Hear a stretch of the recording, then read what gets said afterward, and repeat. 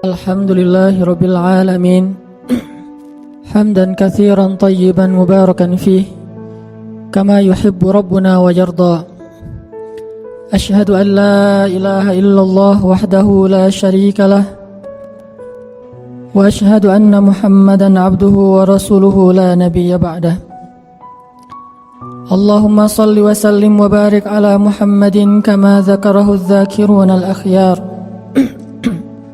وصل وسلم وبارك على سيدنا محمد ما اختلف الليل والنهار وصل وسلم وبارك على سيدنا وحبيبنا ومولانا محمد وعلى المهاجرين والأنصار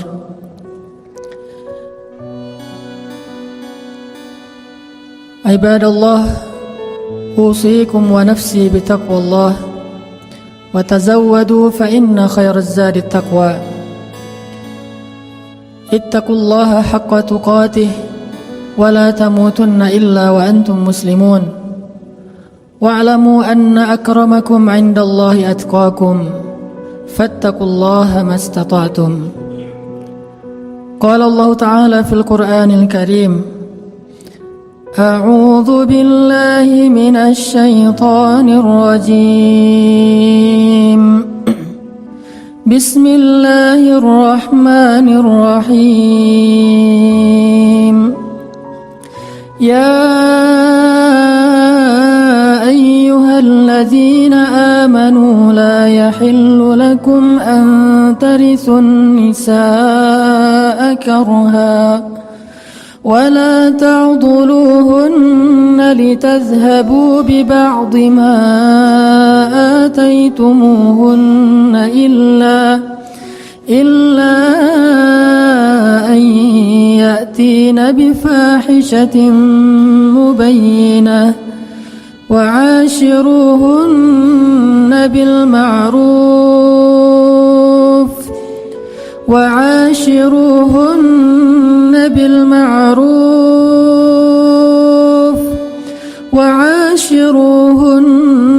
بالمعروف فإن كرهتموهن فعسى أن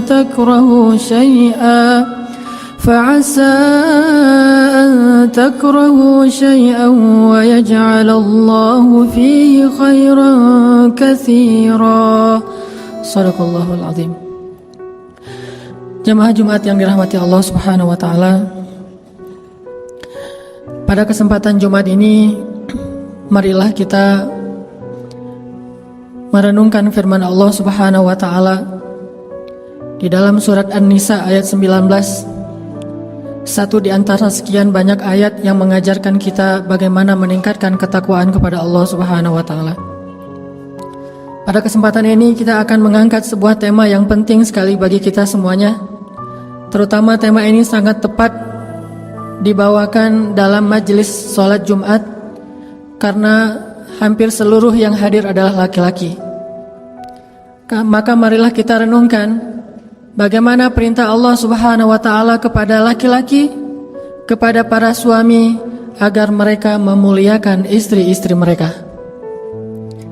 Karena sesungguhnya banyak dari laki-laki kaum muslimin, kita yang mengaku sebagai umat Nabi sallallahu alaihi wasallam, yang belajar tentang hadis-hadis Nabi sallallahu alaihi wasallam, tetapi banyak dari kita yang kadang lalai dan melupakan tentang bab kebaikan seorang suami kepada istrinya, padahal Rasulullah sallallahu alaihi wasallam adalah yang paling baik terhadap istrinya. Jamaah Jumat yang dirahmati Allah, sesungguhnya berbuat baik kepada istri itu adalah perintah Allah Subhanahu wa taala di dalam Al-Qur'an. Wa ashiruhunna bil ma'ruf. Dan perintah ini bermakna wajib, yang artinya tidak boleh seorang suami tidak memperlakukan istrinya dengan baik. Wajib fardu ain bagi setiap suami itu untuk memperlakukan istrinya dengan baik dan memuliakannya. Wa ashiruhunna bil ma'ruf. Perlakukanlah, bergaullah dengan istri kalian dengan cara yang baik. Ditambah lagi bahwa berbuat baik kepada istri itu juga termasuk di antara perintah dan anjuran dari Rasulullah sallallahu alaihi wasallam. khairukum khairukum li ahlikum wa ana khairukum li ahli. Dalam riwayat yang lain, khiyarukum khiyarukum li ahlikum wa ana khiyarukum li ahli. Sebaik-baik kalian wahai laki-laki adalah yang paling baik terhadap istrinya, dan saya adalah yang paling baik terhadap istri saya di antara kalian. Artinya, kebaikan seorang laki-laki itu tidak dilihat hanya di luar rumah. Bahkan kadang kebaikannya di luar rumah kepada tetangganya, kepada temannya, kepada sahabatnya, kepada partner bisnisnya, itu hanyalah kebaikan yang sifatnya basa-basi dan ria'an nas. Sedangkan kebaikan sejati itu terlihat di dalam rumahnya. Bagaimana dia memperlakukan orang yang berada di dalam atap rumahnya, istrinya, anaknya, pembantunya, dan orang-orang yang menjadi tanggung jawabnya. Khairukum khairukum li ahlikum. Maka jangan dulu kita mentazkiyah diri kita, menyimpulkan bahwa diri kita sudah baik karena banyak membantu orang lain. Bagaimana pendapat istri kita tentang kita? Apakah ketika istri kita menjawab dengan jujur kepada orang lain tentang suaminya, dia akan mengatakan kita adalah sebaik-baik suami?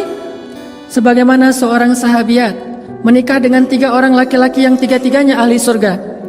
Dan sahabiat ini juga disebut sebagai ahli surga. Namanya Asma bintu Umais.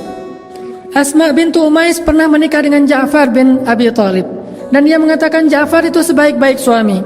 Setelah Ja'far syahid, dia menikah dengan Abu Bakar As-Siddiq, dan dia mengatakan Abu Bakar itu sebaik-baik suami. Setelah Abu Bakar wafat, dia menikah dengan Ali bin Abi Thalib, dan dia mengatakan Ali adalah sebaik-baik suami. Apa pendapat istri kita tentang kita? Itulah penilaian yang paling jujur dan paling objektif yang dikatakan oleh Nabi. Sebaik-baik kalian adalah yang paling baik terhadap istrinya, bukan yang paling baik terhadap orang lain. Lihat di dalam rumah tangganya terlebih dahulu. Dan Nabi SAW kemudian juga mengajarkan, aku adalah yang paling baik di antara kalian kepada istriku. Artinya, kalau kalian ingin menjadi orang yang baik kepada istri kalian, belajarlah dari Rasulullah SAW. Karena sesungguhnya Rasulullah la'ala khuluqin azim, berada dalam akhlak yang paling istimewa dan paling agung. Sehingga ketika Allah berfirman, wa'ashiruhunna bil ma'ruf, wahai para laki-laki, pergaulilah istri kalian dengan cara yang ma'ruf, dengan cara yang baik. Lalu kita bertanya, ya Rabb, bagaimana cara kami mempergauli istri kami dengan cara yang baik? Maka Nabi menjawab, contohlah kepadaku. Contohilah Rasulullah dalam memperlakukan istri beliau. Sesungguhnya beliau sebaik-baik teladan dan contoh bagi orang yang beriman. Ada beberapa kisah tentang bagaimana sabarnya Rasulullah terhadap istrinya. Karena dari semua kebaikan suami kepada istri, ada satu kata kunci yang mencakup semua kebaikan suami kepada istri adalah sabar. Menjadi suami yang dermawan butuh kesabaran. Menjadi suami yang penyayang butuh kesabaran. Menjadi suami yang mampu bersabar dalam mendidik atau baik dalam mendidik juga butuh kesabaran. Mungkin salah satu kata kunci untuk menjadi baik kepada istri itu adalah memiliki sifat sabar di atas rata-rata. Ada seorang sahabat bertanya kepada Rasulullah SAW, ya Rasulullah, berapa kali harusnya seorang suami bersabar terhadap gangguan istrinya dalam satu hari? Berapa kali idealnya seorang suami bersabar terhadap istrinya dalam satu hari? Mungkin kata-kata istrinya, mungkin sikap istrinya, mungkin raut wajah istrinya, mungkin ketidaktaatan istrinya, mungkin bantahan istrinya, mungkin. Berapa kali idealnya seorang suami yang soleh, suami yang beriman, bersabar terhadap kekurangan istrinya dalam satu hari? Maka Rasulullah SAW menjawab 70 kali. Pertanyaannya, sudah berapa kali dalam sehari kita mendapatkan rasa tidak nyaman dari istri kita? Apakah kita menghitung sampai 70 kali? Seandainya belum 70 kali, maka Nabi seolah-olah mengatakan harus sabar. Ya Rasul, sudah 30 kali, sabar. Ya Rasul, sudah 40 kali, sabar. Sampai 71, maka baru kita boleh mengambil tindakan-tindakan yang diajarkan di dalam surat An-Nisa. Maka kesabaran yang baik, sabran jamila, sabar yang indah yang diajarkan di dalam Al-Quran, kalau dalam bab suami istri adalah bersabar sebanyak 70 kali dalam sehari terhadap kekurangan dan gangguan istri kepada suami. Banyak suami yang ketika istrinya sekali membuat dia tidak nyaman, dia langsung menjudge bahwa istrinya ini istri durhaka, bahwa istrinya ini tidak taat kepada suami, bahwa istrinya begini dan begitu. Dan yang lebih parah lagi, terlalu mudah mengeluarkan kalimat saya talak kamu, atau kamu pulang kepada orang tuamu, dan seterusnya. Padahal dia belum merasakan kesabaran sampai 70 kali dalam sehari. Dan tidak usah 70 kali, bahkan mungkin 10 kali pun tidak dalam sehari. Lihat bagaimana kesabaran Rasulullah SAW terhadap istrinya. Ada banyak kisah. Salah satunya kisah ketika suatu hari Aisyah ngambek kepada Rasul, marah kepada Rasul. Karena marah kepada Rasul dan tidak disebutkan dalam cerita itu kenapa marah, tapi kita husnuzon Rasulullah SAW orang yang mulia, Aisyah juga orang yang baik, mungkin ada kesalahpahaman atau cemburu. Akhirnya Aisyah marah kepada Rasul, saking marahnya Aisyah minta untuk diizinkan pulang ke rumah ayahnya, ke rumah Abu Bakar As-Siddiq. Dia ingin mengadukan masalahnya kepada ayahnya, yaitu Abu Bakar As-Siddiq. Kemudian Nabi mengatakan, ya Aisyah, kalau gitu saya temani malam-malam. Akhirnya Rasulullah menemani Aisyah, mengantarkan Aisyah ke rumah Abu Bakar. Sampai di rumah Abu Bakar, Rasulullah, Aisyah, Abu Bakar duduk dalam satu ruangan. Kemudian Abu Bakar bertanya, ada apa ya Rasulullah, ada apa ya Aisyah, apa yang bisa saya bantu? Aisyah dan Rasulullah diam. Kemudian Rasulullah bertanya kepada Aisyah, ya Aisyah, boleh saya ngomong lebih dulu? Bayangin seorang Rasul, seorang teladan umat ini, sebaik-baik manusia, bahkan pemimpinnya para anbiya dan rasul, bertanya kepada istrinya, ya Aisyah, bolehkah saya ngomong lebih dulu? Bagaimana Rasulullah memuliakan istrinya? Lalu siapa kita yang merasa lebih mulia daripada Rasulullah untuk malu bertanya hal yang sama kepada istri kita? Apakah dengan melakukan itu kita akan menjadi rendah? Sesungguhnya tidaklah seseorang merendahkan dirinya karena Allah, kecuali Allah akan meninggikan derajatnya. Rasulullah bertanya, ya Aisyah, boleh saya ngomong lebih dulu?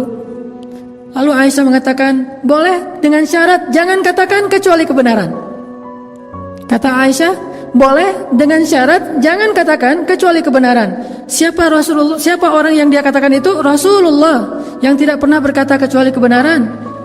Al-Amin, As-Sadiqul Masduq, orang yang benar dan dipercayai, orang yang diamanah, yang langit saja percaya kepada dia, apalagi bumi. Tapi Aisyah mengatakan, jangan katakan kecuali kebenaran. Kalimat ini membuat Abu Bakar merasa sangat kecewa kepada Aisyah dan malu kepada Rasulullah, sehingga akhirnya Abu Bakar memarahi Aisyah. Ya Aisyah, bagaimana kamu mengatakan hal demikian kepada orang yang Allah saja percaya kepada dia dan dia tidak pernah mengatakan kebohongan? Apakah kamu berpikir Rasulullah akan berbohong? Ketika Abu Bakar marah dan ingin memukul Aisyah, tiba-tiba Rasulullah menahan Abu Bakar dan melindungi Aisyah di belakang tubuh beliau. Ketika Rasulullah menahan Abu Bakar dan melindungi Aisyah di belakang tubuh beliau, Rasulullah kemudian menegur Abu Bakar dengan mengatakan, ya Abu Bakar, bukan untuk ini kami datang ke sini, agar engkau menyakiti istri saya, tetapi kami datang ke sini untuk mendapatkan nasihat darimu.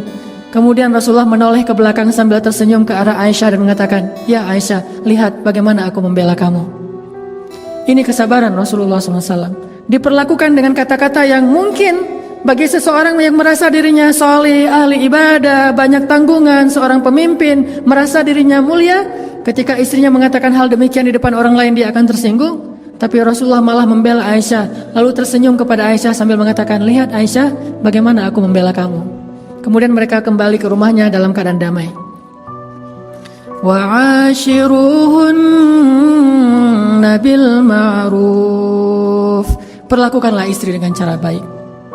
Kemudian dalam kisah yang lain, bagaimana Nabi orangnya easy going, gak terlalu kaku, gak gampang baper terhadap istri. Dalam sebuah adegan, suatu malam Rasulullah SAW, atau suatu hari Rasulullah SAW sedang duduk bersama Aisyah di rumah. Waktu itu Rasulullah tidur di atas pangkuan Aisyah. Dan hari itu Aisyah baru saja membuat kue khusus buat Rasulullah. Tiba-tiba datang istri Nabi yang lain, namanya Saudah. Saudah ini salah satu istri Nabi yang tua. Datang kemudian bertamu ke rumah Aisyah, duduk di antara Rasulullah dan Aisyah. Karena Saudah waktu itu bertamu, Aisyah berkata kepada Saudah, ya Saudah, ini kue buatan saya loh, coba kamu rasain, coba kamu makan, kata Aisyah kepada Saudah. Saudah ingin menggoda Aisyah dan mengatakan, saya tidak akan menyentuh kue itu. Kata Aisyah, ini buatan saya, insya Allah enak, Rasulullah aja makan. Kata Saudah, enggak, saya enggak akan makan. Karena tersinggung, akhirnya Aisyah mengatakan, ya Saudah, kalau kamu tidak makan, saya lempari tepung ini ke wajah kamu. Kata Saudah, sok aja, silakan. Saudah lagi godain Aisyah karena Aisyah anak kecil. Akhirnya Aisyah karena tersinggung, dia ambil tepung bekas buat kue tadi dilempari ke wajah Saudah. Tadi Rasulullah sedang dalam keadaan duduk dan tiba-tiba Rasulullah mengangkat kakinya dan meletakkan di atas paha Aisyah seolah-olah manja. Tapi sebetulnya Rasulullah menahan tubuh Aisyah dengan kakinya sehingga Aisyah tidak bisa bergerak. Lalu Rasulullah melirik ke arah Saudah dan memberi isyarat, balas wahai Saudah. Jadi Aisyah melempari Saudah dengan tepung, Rasulullah menahan kaki Aisyah dan melirik ke arah Saudah dan memberi isyarat, balas. Lalu Saudah membalas dengan melemparkan tepung ke wajah Aisyah. Akhirnya mereka saling lempar-lemparan tepung. Rasulullah hanya tersenyum saja. Tiba-tiba terdengar suara salam dari seorang sahabat, Umar bin Khattab. Assalamualaikum. Langsung Saudah dan Aisyah lari masuk ke dalam kamar karena takut kepada Umar bin Khattab. Lalu Rasulullah membukakan pintu, Umar masuk. Tiba-tiba Rasulullah senyum-senyum. Umar bertanya, ya Rasulullah, kenapa engkau tersenyum, ada apa? Rasulullah mengatakan, lucu, kata Rasulullah. Ada apa ya Rasul? Itu istri-istri saya, barusan mereka lempar-lemparan tepung, tapi begitu datang kamu mereka langsung lari ke dalam kamarnya karena takut kepadamu. Mendengar kata-kata ini, Umar tersinggung kepada istri Nabi dan kemudian berteriak, wahai istri-istri Nabi, kalian takut kepada saya tetapi tidak takut kepada Rasulullah? Lalu istri Nabi di dalam kamarnya menjawab, ya, karena engkau seorang yang ghalidhun syadid, orang yang kasar lagi keras, sedangkan Rasulullah itu orang yang halim, orang yang sangat menahan amarah dan lembut. Kemudian Umar pun tertawa dan selesailah urusan di antara mereka. Tidak terlalu diambil serius, tidak terlalu kaku. Dan jangan melihat sejarah ini dari sudut pandang fikih. Kadang-kadang kita melihat sejarah dari sudut pandang fikih dan menjudge sejarah. Di antara contoh menjudge sejarah itu kita akan bertanya, lah itu kan tepung jadi mubazir. Bukankah kita tidak melihat adegan aslinya? Mungkin saja tepung itu masih bisa dikumpulkan lagi dan dipakai untuk membuat kue yang berikutnya. Jadi jangan menjudge sejarah karena kita tidak menyaksikan sejarah. Ambil saja hikmah dan mau'izahnya. Sesungguhnya Rasulullah bersabar dan salah satu cara Rasulullah sabar, Rasulullah gak gampang baper terhadap istrinya, baik kata-kata, sikap dan seterusnya, sehingga beliau tetap wa'ashiruhunna bil ma'ruf. Barakallahu li wa lakum.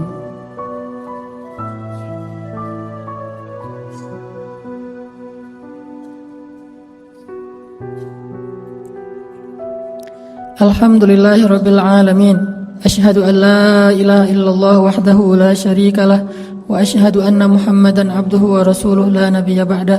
Allahumma shalli wa sallim wa barik ala sayyidina Muhammadin wa ala alihi wa sahbihi ajma'in. Qala Allah Ta'ala fil Qur'anil Karim, wa la tansawul fadla bainakum. Allah Subhanahu wa taala berfirman di dalam surat Al-Baqarah ayat 237 tentang bab suami istri. Salah satu nasihat Allah kepada kita adalah wala tansawul fadla bainakum. Kalau kita ingin menjadi orang yang sabar dan baik kepada pasangan kita, tipsnya adalah wala tansawul fadla bainakum. Janganlah kalian melupakan kebaikan di antara kalian. Artinya, ketika kita dalam keadaan tidak nyaman, ketika kita agak merasa kecewa kepada pasangan kita, maka janganlah terlalu fokus kepada kesalahan itu. Berusahalah melihat kebaikan-kebaikannya yang jauh lebih banyak selama ini.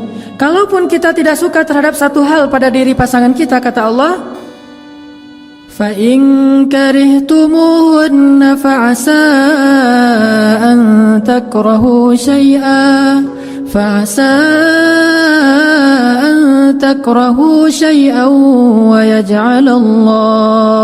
wa yaj'alallahu fihi khairan katsira. Kalau kalian tidak suka terhadap istri kalian dalam satu hal, bisa jadi yang tidak kalian sukai itu Allah jadikan padanya kebaikan yang sangat banyak. Ini Allah yang mengatakan demikian. Mungkin kita tidak suka dalam satu hal dari istri kita karena tidak ada manusia yang sempurna.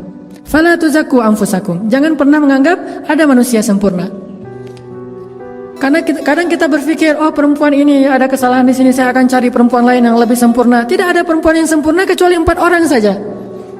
Asia istri Fir'aun, Maryam anaknya Imran, Khadijah istri Rasulullah, dan Fatimah anaknya Rasulullah SAW. Selain 4 orang ini, tidak ada yang sempurna, termasuk Aisyah. Walaupun Aisyah keistimewaannya adalah seperti garam dalam makanan, seperti bumbu dalam masakan, tetapi bukan perempuan sempurna. Begitu juga dengan pasangan kita, dia bukan perempuan sempurna. Karena kalau kita hanya melihat ketidaksempurnaannya, maka kita akan larut dalam kekecewaan dan akhirnya kita akan berputus asa dalam rumah tangga. Sehingga Allah mengatakan wala tansaul fadla bainakum. Ingat kebaikannya. Ingat hal-hal yang menyenangkan dari dia. Ingat hal-hal yang luar biasa pada dirinya, yang mungkin kamu tidak akan mendapatkan itu dari orang lain. Dengan demikian, insya Allah kita akan menjadi orang yang sabar. Dan terakhir, satu lagi tips. Kalau kita punya masalah dengan pasangan kita, nasihati diri kita, jangan mencari nasihat untuk dia. Yang paling sering adalah kalau kita punya masalah dengan pasangan kita, kita akan googling, kita akan browsing, kita akan tanya kepada seorang ustadz nasihat untuk kita sampaikan kepada pasangan kita. Ini nggak fair.